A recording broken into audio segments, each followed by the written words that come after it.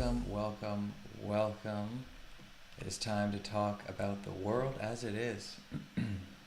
And God, is there a show going on for anybody paying attention in the world at large? So, for those who don't know me, my name is Jason Shaftel. I'm a consultant. I'm a business analyst. I'm a lawyer. I'm an international development specialist. I'm a China expert.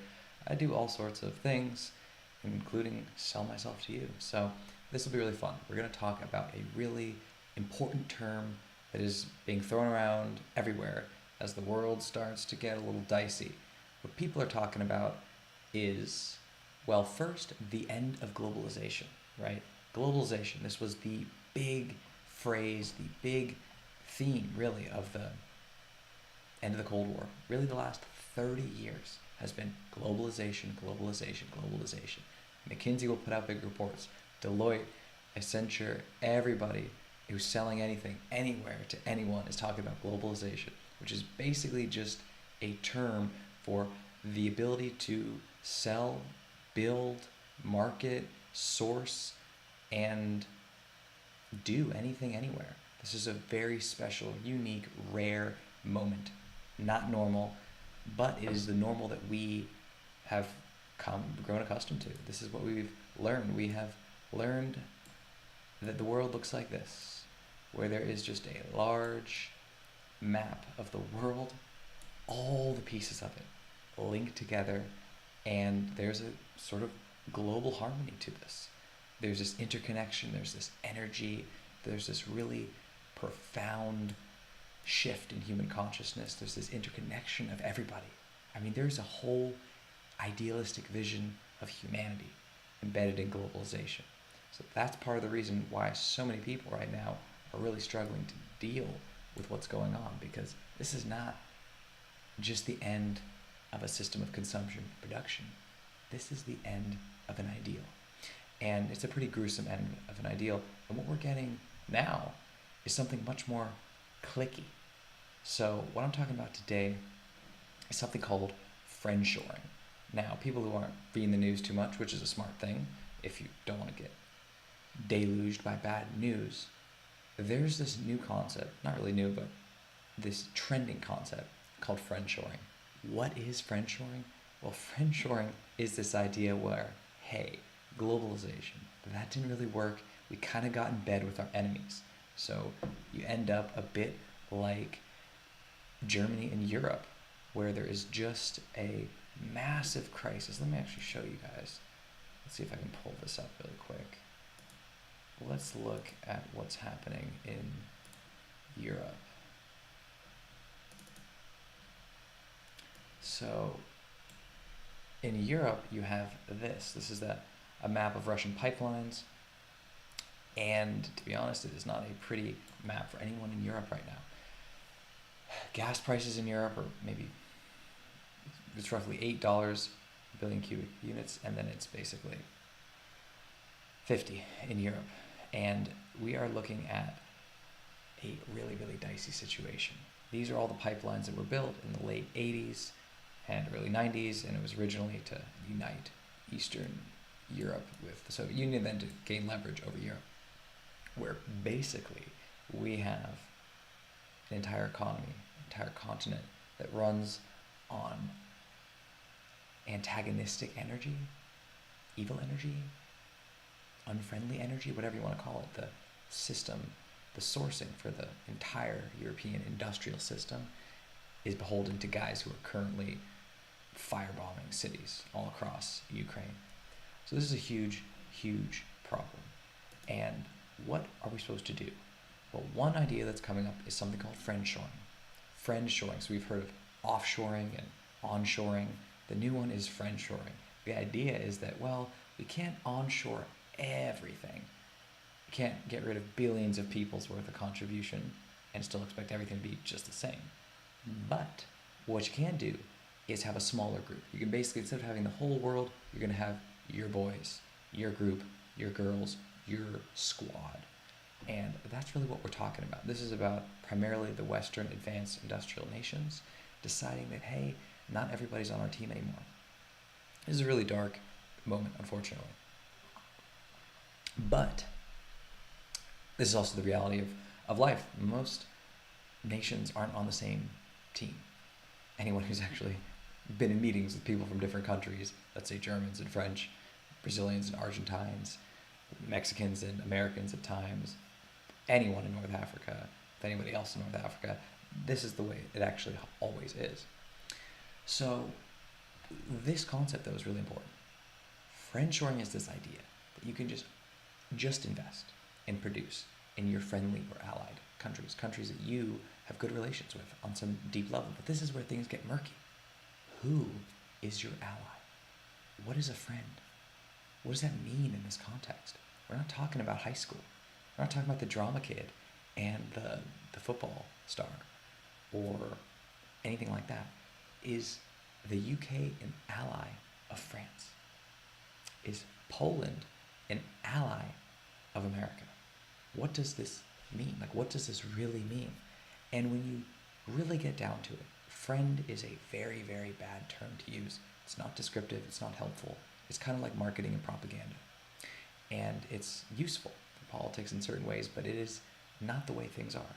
We are talking about people's livelihoods, we're talking about politics, and we're talking about war. We're not really talking about friends. And the truth is, we're trying to keep together some ideal vision of the world. We're trying to have this still be happy and friendly and not a total breakdown of everything. So we're talking about, well, the good countries can stay together, basically.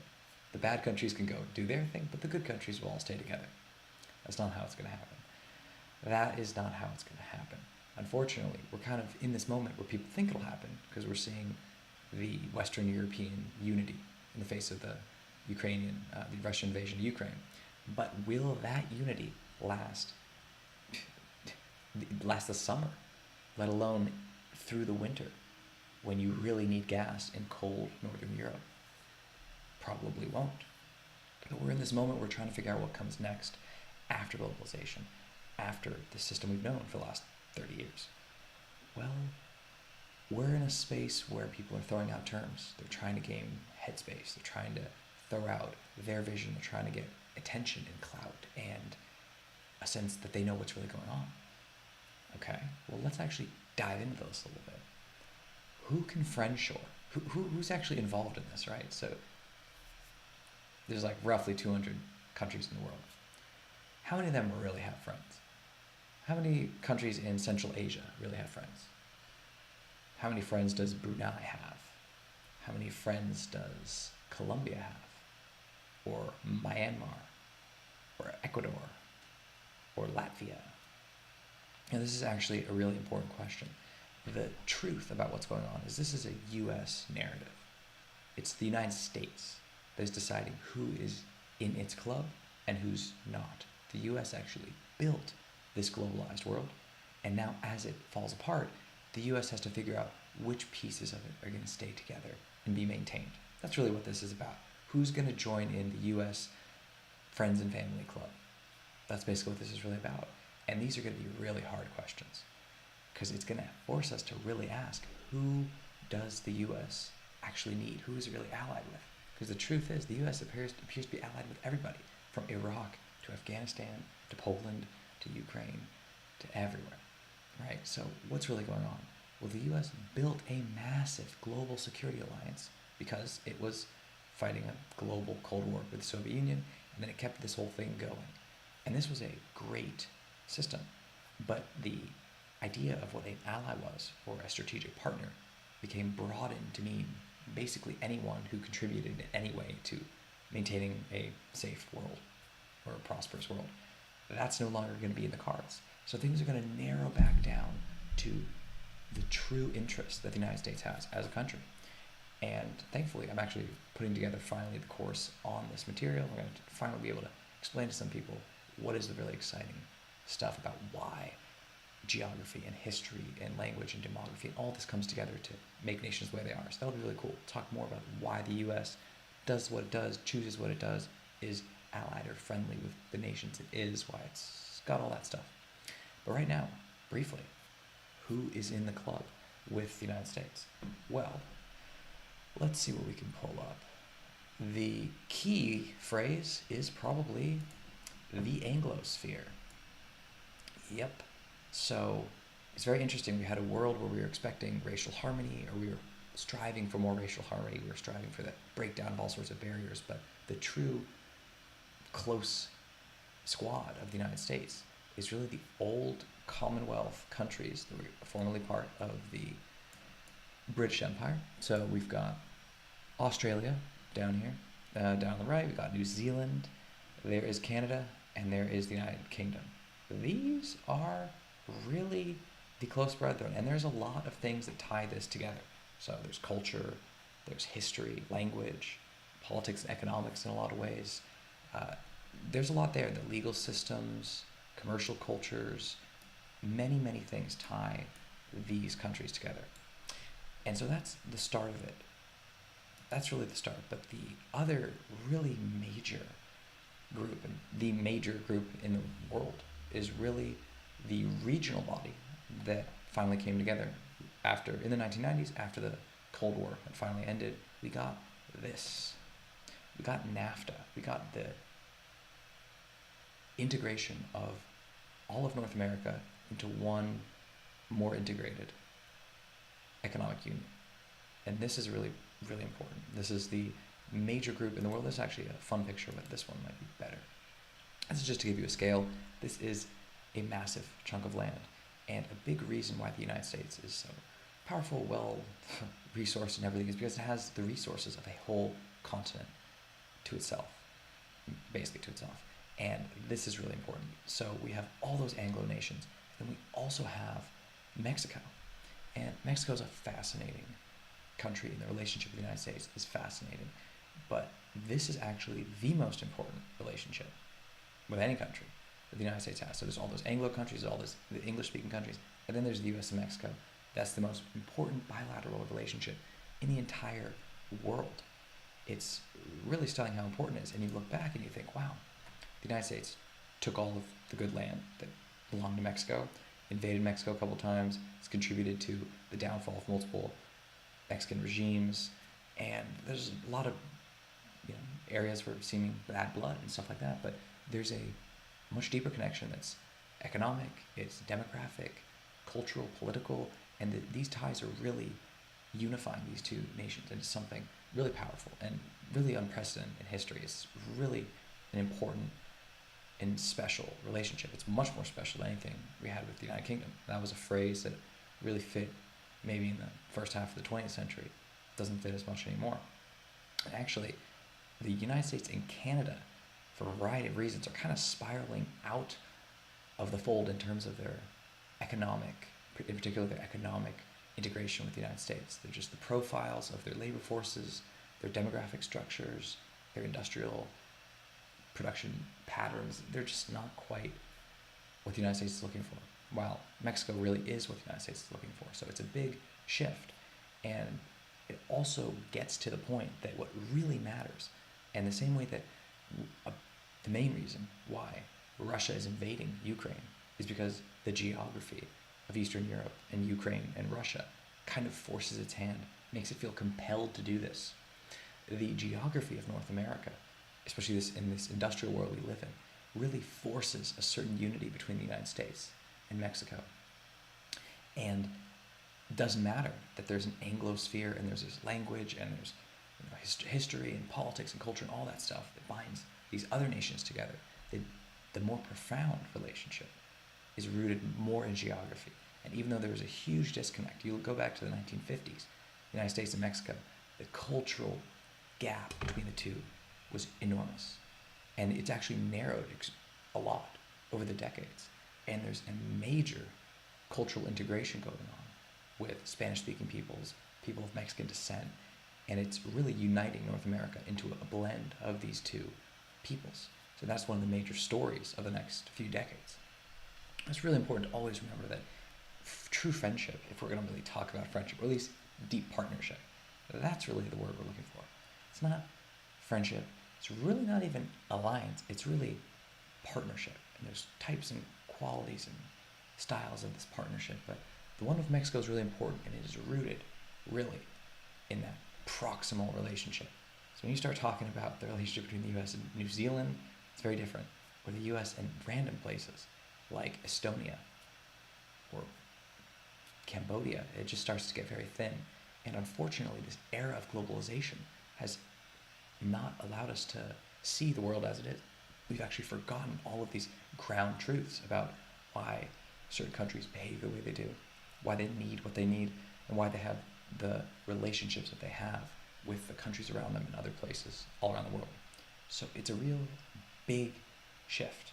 And what's happening as this global narrative of unity fades and quickly the smaller narrative of friendship starts to crack, what we're going to see is that the US has very few friends and it has a lot of useful allies and a lot of tools, to be honest. There's a lot of countries who think that the United States is friend or want to be or act like it, and they're really just tools to get one thing or another done. And the United States is very good. It's very liberal, inclusive language is very useful when it's trying to push other strategic ends, whatever they happen to be, anywhere in the world. It's allowed it to do that on all sorts of accounts and all sorts of places for decades now. So it's really important, but the key thing here is the US built globalization. It's building its own smaller friends network or partner network. And now, what about everybody else? Who's the United Kingdom's friends? I guess it's the same friends as the United States, basically. But it's not quite the same thing. Because what the US does is it builds a system around it. It creates a grouping that can interweave their societies and find roles for each other. And there are other countries too. So the Western Hemisphere in general, the United States' position has always been that the Western Hemisphere is the American hemisphere and it keeps everybody else out. And that mostly works. So other countries are a part of it.